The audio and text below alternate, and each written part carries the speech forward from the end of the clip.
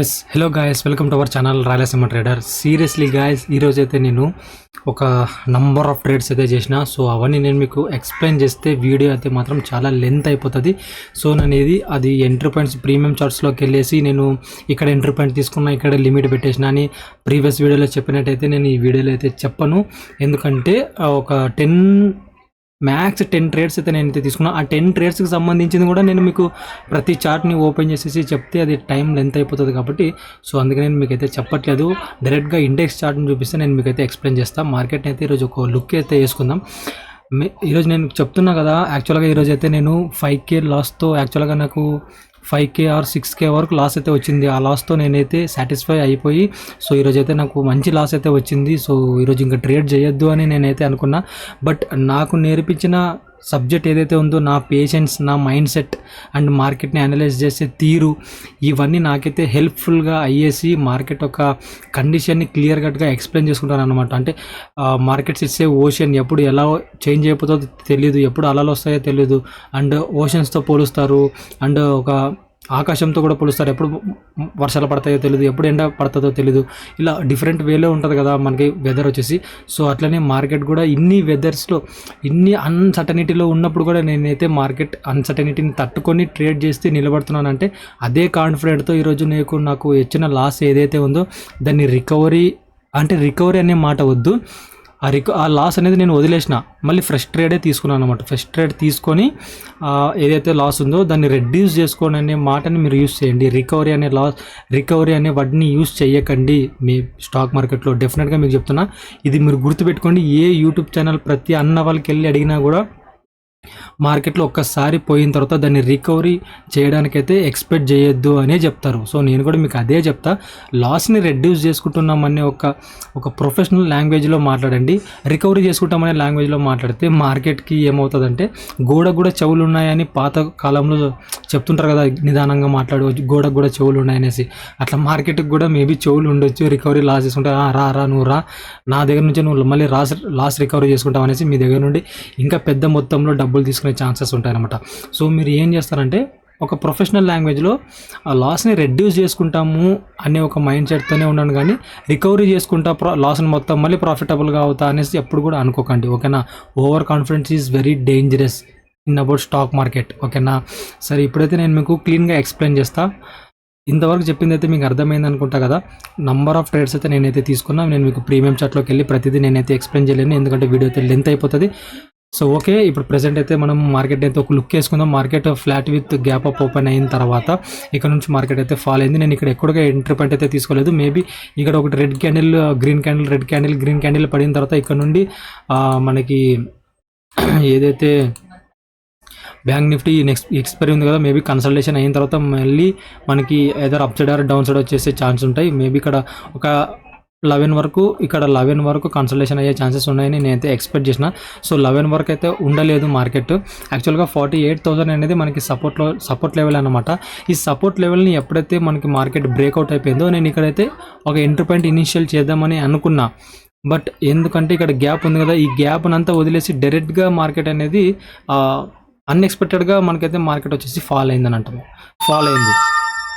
ఈ ఫాల్లో నేనైతే అంత క్లారిటీగా లేను. మేబీ మార్కెట్ మళ్ళీ రికవరీ అవ్వచ్చు, లేకపోతే ఇక్కడ కన్సల్టేషన్ అవ్వచ్చు అనే ఎక్స్పెక్టేషన్స్తోనే ఉన్నా. సో మార్కెట్ వచ్చేసి మళ్ళీ ఇక్కడైతే మనకి బేరీ సైడ్ అయితే వెళ్ళలేదు. ఇక్కడ మనకి కన్ఫర్మేషన్ క్యాండిల్ ఇంకొకటి వచ్చినా కూడా నేనైతే ఎంట్రీ పాయింట్ అయితే తీసుకోలేదు. నాకు తెలుసు ఇది మనకు వచ్చేసి అన్సర్టనిటీగా వచ్చిన ఫాల్ అనమాట. మేబీ ఇక్కడ నుండి ఫాల్ అయితే రాదు అని నాకు క్లియర్ కట్గా మైండ్లో నేను అప్పటి నుంచి అనుకుంటూనే ఉన్నా. సో నేనైతే ఇక్కడ ఎంట్రీ పాయింట్ని అయితే అవాయిడ్ చేసేసిన అనమాట. ఇక్కడ ఏదైతే ఇక్కడ కొద్దిసేపు మార్కెట్ స్లో అండ్ స్టడీగా అప్ సైడ్కి వెళ్ళి ఇక్కడ డౌన్ సైడ్ రాకుండా ఇక్కడ కన్సల్టేషన్ వెళ్ళి సైడ్ వేస్ విత్ బుల్లిష్ మార్కెట్లోకి వెళ్ళిపోతుందో ఒక బిగ్ స్పైక్ వచ్చిన తర్వాత నేనైతే ఇక్కడ ఎంట్రీ పాయింట్ అనేది ఇనిషియల్ చేసేసిన.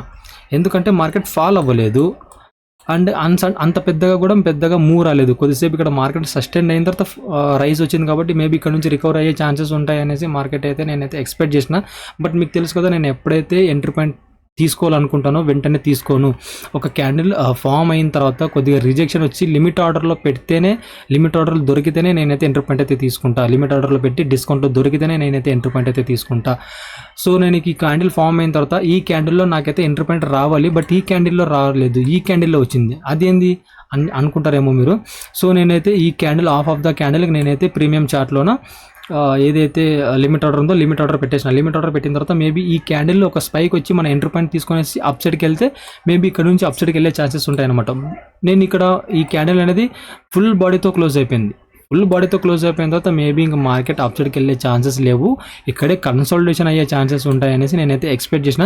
అది ఏదైతే లిమిట్ ఆర్డర్ పెట్టినానో ఆ లిమిట్ ఆర్డర్ని ఇమీడియట్లీ ఎగ్జిట్ చేసేయాలి అనేసి నేనైతే ఒక నెక్స్ట్ ట్యాబ్లో నేనైతే ప్రీమియం చార్ట్స్ అన్ని ఓపెన్ చేసేసుకుంటా. ఇక్కడనే అనలైజ్ చేస్తున్నాను కాబట్టి ఇక్కడ ఎంట్రీ పాయింట్ ఇక్కడ న్యూ ట్యాబ్లోకి వెళ్ళేసరికల్లా అది లోడింగ్ అవుతుంది అన్నమాట ట్యాబ్. ఆ ట్యాబ్ అనేది న్యూ ట్యాబ్ అనేది లోడింగ్ అయ్యింది. లోడింగ్ అయ్యేసరికల్లా ఎగ్జిట్ చేసేద్దామంటే అప్పుడు మన ఎంట్రీ పాయింట్ అనేది ఎగ్జిక్యూట్ అయిపోయింది. సో ఇక్కడ ఏదైతే ఈ క్యాండిల్ క్లోజ్ అవ్వడానికి ఇంకొక 10 సెకండ్స్లో ఇంకా మేబీ రెడ్లోనే క్లోజ్ అవుతుంది, ఇంకా మార్కెట్ అప్సైడ్కి వెళ్ళదు, కన్సల్టేషన్ అవుతుందని నేను ఎక్స్పెక్ట్ చేసి నెక్స్ట్ ట్యాబ్కి ఇట్లా వెళ్ళేసేసరికల్లా అది అనేది లోడింగ్ అయిపోయి నెక్స్ట్ ఈ క్యాండిల్ బిగ్గర్ స్పైక్ వచ్చేసి నా ఎంట్రీ పాయింట్ అయితే తీసుకున్న వెంటనే డౌన్స్ ఫాల్ వచ్చేసింది అనమాట. మేబీ ఇక్కడ నుంచి క్విక్గా ఫాల్ అయ్యే ఛాన్సెస్ ఉంటాయి, ఎందుకంటే ఇక్కడ మనకి మంచి రెడ్ క్యాండిల్ ఫుల్ బాడీతో పడింది కాబట్టి నేనైతే ఇమీడియట్లీ నాకైతే దాంట్లో 4K వరకు లాస్ వచ్చింది.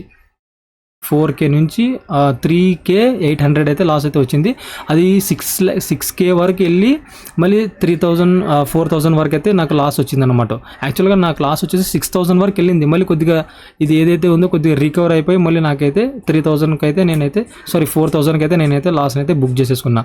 యాక్చువల్గా 3,900 800 లాస్ వచ్చింది. నేను అప్రాక్స్ చెప్తున్నా 4K అనేసి 4K అయితే లాస్ వచ్చింది అనమాట. ఓకేనా. అండ్ నేను ఇక్కడ ప్రతి దగ్గర ఇక్కడైతే నేనైతే స్కాల్ప్లు అయితే చేసిన, అది ఎగ్జాక్ట్గా ఏ క్యాండిల్లో చేసినా అనేది నాకైతే ఐడియా లేదు. 1 minute టైం ఫ్రేమ్లో చేసిన. ఇది వచ్చేసి 5 minutes, ఇక్కడ చూసినారు కదా, ఇది వచ్చేసి 5 minutes అనమాట. అండ్ నేను 3 minutes క్యాండిల్లో చేసిన, 1 minute క్యాండిల్లో చేసిన, 5 minutes క్యాండిల్లో కూడా కొన్ని స్కాల్ప్స్లు అయితే చేసిన. మోస్ట్లీ ఈరోజు అయితే ఒక ఫైర్ ఫైటింగే చేసిన అనమాట స్టాక్ మార్కెట్తో. నిజంగా చెప్పాలంటే ఇది ఎప్పుడు కూడా జరగదు కూడా, ఇంకోసారి చేయను కూడా అని అయితే నేనైతే ప్రామిస్ చేసుకుంటున్నా. ఎందుకంటే ఇలా ఫైర్ ఫైటింగ్ చేస్తే మార్కెట్లో మనం లూజ్ అయ్యే ఛాన్సెస్ ఎక్కువ ఉంటాయి డబ్బులు. ఒక్కసారికి నాకు ఒకేసారిగా 4K లాస్ వచ్చిందంటే నేను ఇంకా 4K లాస్ వచ్చింది కదా, ఇంకొక ట్రేడ్ తీసుకోవద్దులే నేనైతే అనుకున్నా.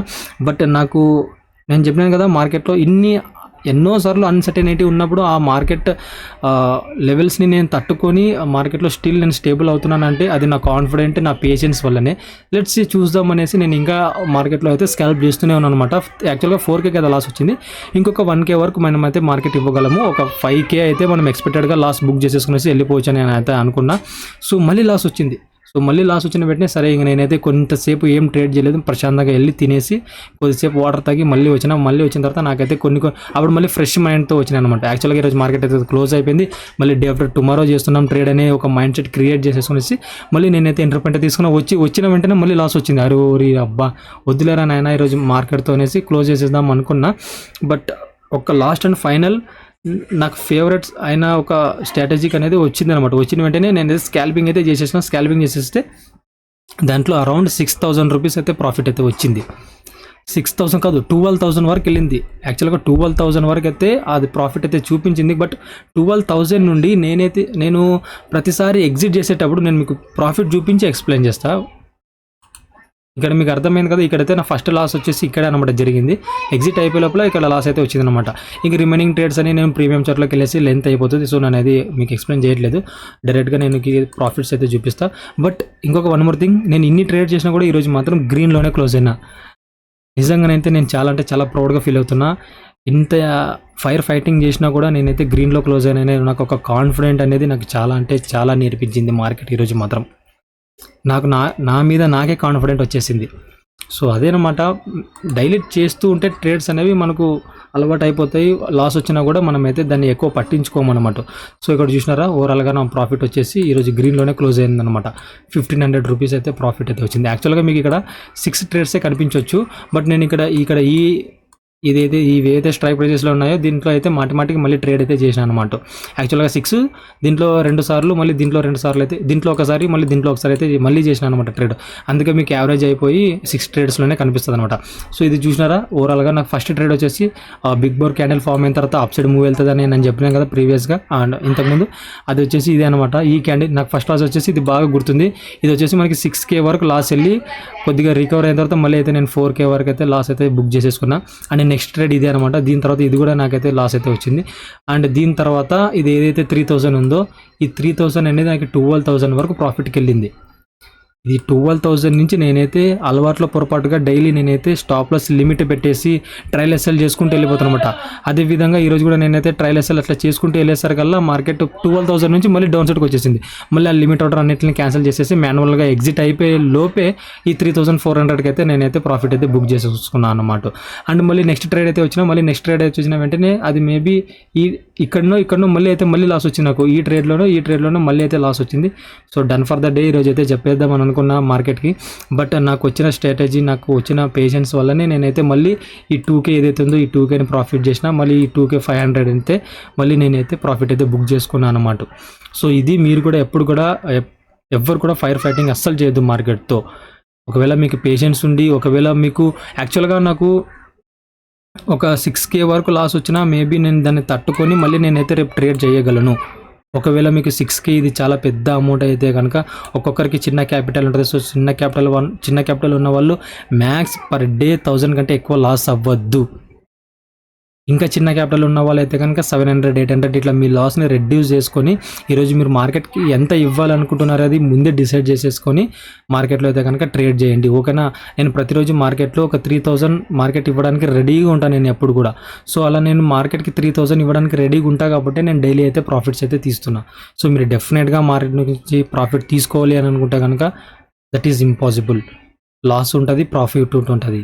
ఓకేనా. ఇదన్నమాట డన్ ఫర్ ద డే. ఈరోజు అయితే మనం ఇన్ని ఫైర్ ఫైటింగ్ చేసినా, యాక్చువల్గా 10 ట్రేడ్స్ చేసినా కూడా మనమైతే గ్రీన్లో అయితే క్లోజ్ అయిపోయినాం. ఇదన్నమాట. ఎవరు కూడా ఫైర్ ఫైటింగ్ అయితే చేయొద్దు. అండ్ ప్రీవియస్గా పెట్టిన వీడియోస్ అన్నింటికి నాకు మంచిగానే సపోర్ట్ చేస్తున్నారు. నిజంగా అంటే హార్ట్ఫుల్గా చెప్తున్నారు. చాలా థ్యాంక్స్.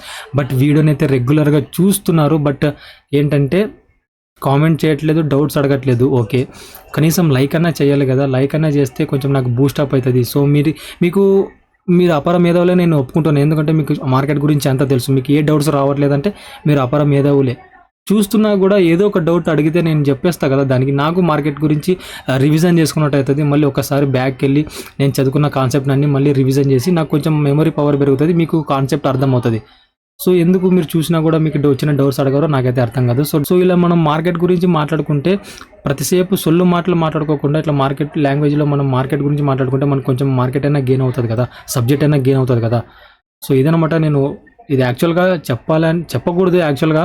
ఎందుకంటే ఎవరికైతే లాస్ ఉంటుందో వాళ్ళకి ఈ మాటలు అనేవి బాగా అర్థమవుతాయి అన్నమాట. మార్కెట్ని సీరియస్గా కెరియర్గా చూస్ చేసుకునే వాళ్ళకే ఈ మాటలు అర్థమైపోతాయి. ఎందుకంటే వాళ్ళకి సబ్జెక్ట్ అనేది చాలా ఇంట్రెస్ట్ ఉంటుంది, నేర్చుకోవాలనే ఒక తపన ఉంటుంది కాబట్టి. సో అదనమాట. మీరైతే నేను కామెంట్ చేయని అడుగుతూనే ఉన్నా కానీ కామెంట్ అయితే చేయట్లేదు. ఓకే, బట్ సబ్స్క్రైబ్ అయితే పక్కా చేసుకోండి. సబ్స్క్రైబ్ చేసుకుంటే మనం పెట్టే ప్రతి వీడియో అనేది మీకు రెగ్యులర్గా నోటిఫికేషన్ రూపంలో వచ్చేస్తుంది. మీకు నోటిఫికేషన్ రావాలంటే కూడా పక్కన బెల్ ఐకాన్ కూడా క్లిక్ చేసేసుకుంటే పెట్టిన ప్రతి సెకండ్కి మీకు నోటిఫికేషన్ రూపంలో వచ్చేది, మీరు వెళ్ళి చూడొచ్చు అనమాట. ఈరోజు మనకి రాయలసీమ ట్రేడర్ తమ్మునికి ఎక్కడ ఎంట్రీ పాయింట్స్ దొరికినాయి, నాకు ఎక్కడ ఎంట్రీ పాయింట్స్ దొరికినాయి అనేసి మీరు క్రాస్ చెక్ చేసేసుకుంటే మీకు డైలీ మార్కెట్లో ట్రేడ్ చేయడానికి ఒక కాన్ఫిడెంట్ బిల్డ్ అవుతుంది అనమాట. సో ఇదనమాట డన్ ఫర్ ద డే. ఏదైతే నేను ఫైర్ ఫైటింగ్ చేసినా కూడా యాక్చువల్గా ఎవరు చేయొద్దు కూడా. నేను చేసినా ఇంకోసారి ఎప్పుడు చేయను అనేసి నేనైతే ప్రామిస్ చేసుకుంటున్నాను నాకు నేనే. So done for the day. ఈరోజు అయితే 1,500 రూపీస్ అయితే మనమైతే గ్రీన్లో అయితే క్లోజ్ అయిపోయినాం. మళ్ళీ మనకైతే రేపు నిఫ్టీ ఎక్స్పైరీ. సో మళ్ళీ రేపు అయితే కలుద్దాం. నిఫ్టీలో మరి ఏదైనా ఎంట్రీ పాయింట్స్ దొరికితే మనం ఖచ్చితంగా రికార్డ్ చేసి మళ్ళీ నేను మీకైతే పోస్ట్ చేస్తా. So done for the day. మళ్ళీ రేపైతే కలుద్దాం. అంతవరకు ఉంటా. Take care. జై హింద్.